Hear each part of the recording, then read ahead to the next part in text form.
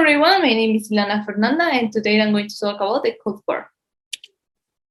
Here is the table of the contents. In the first part, I got what does the Cold War refers to and how each economic system, the capitalism and the socialism works.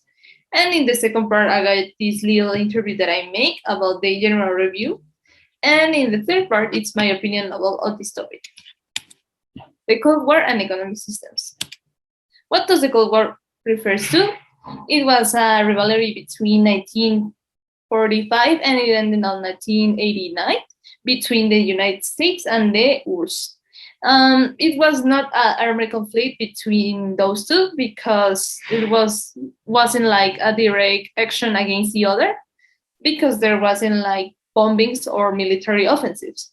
That is why it's like a Cold War, and more than nothing, it was like a political and economic fight between those two blocs. And some of the most important days will be the Berlin Airlift, the Korean War, the space race, the Malaysian crisis in Cuba, and the fall of Berlin Wall.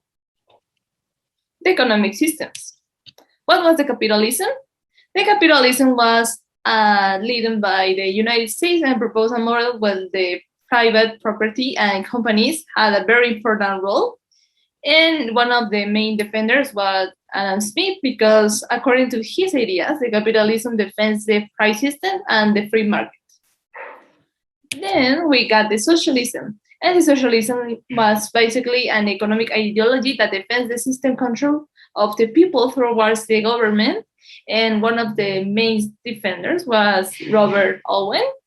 And basically, they proposed that the people had the power of all their business, and it was like totally the opposite of the capitalism.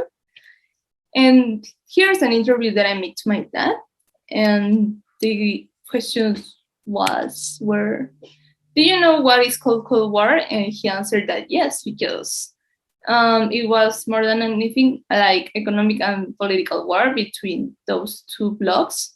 And what countries were the world leaders during this period? And he answered that the leaders were the United States and the URSS, and a little bit intervention of the United Kingdom. That's the one. Why did the countries who were allies in the wars become enemies afterwards? Because they wanted to have the control of the other through the political ideas such as the capitalism, socialism, communism. And where did the Cold War take place? Basically, it was like in the whole world because, for example, there was the continents such as Asia, Africa, and Latin America.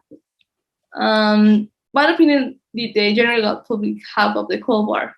And basically, it was like a waste of economics sources and a several number of deaths. But although at the same time, it accelerates the development of the technology. For example, the first man on the moon. What type of weapons did the two world powers have in the postal? And everything that was nuclear and bacteriological. For example, if you search on YouTube and put napalm, there was an attack of chemicals that reacts on the skin like a fire, and there was a survivor that was, if you search in YouTube like girl from napalm, and she told the whole story, and it was like a very interesting and hard to see video, but is what catch more my attention of the answer. And finally, here's my opinion about this topic. And yeah, I agree totally with the opinion of my interviewer, because normally people will think that it was like more victims than beneficiaries. And it's sad to see how for know which bloc has the more dominance and power affects so many innocent people, and in so many ways, like I told of the example of that girl of Nepal and a lot of economic problems. And but at the same time, we can enjoy nowadays the advances of the technology, such as now, and there are cell phones or computers and everything related to the technology. But what caused like so many people suffer about these two blogs, like fighting, like I'm the best. No, I'm not. You're not. I'm the best. Like it's hard to see that consequences, but here we are. And with the fall of the URSS and the Berlin Wall were the key to ending the Cold War. And if it had not happened, we would still in the fear of saying the end of the world through the nuclear weapons. About the capitalism and socialism, I think it's not something that we control, but we need to find as a society an economic system that like makes these two models, because we can see so many examples in those little communities around the world that had their own economic system that benefits everyone. And like we just need to take that example for like in the general review in the world. But yeah, I think more than anything, my conclusion will be that it was like a waste of economic sources, and but it has an advantage that gives us know what we have nowadays.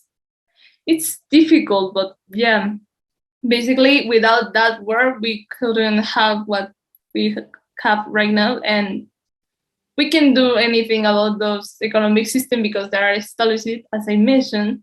For example, we live in a capitalism country, so we cannot change that like so easy. But yeah, I think that will be my conclusion. And yes, thank you so much. Bye.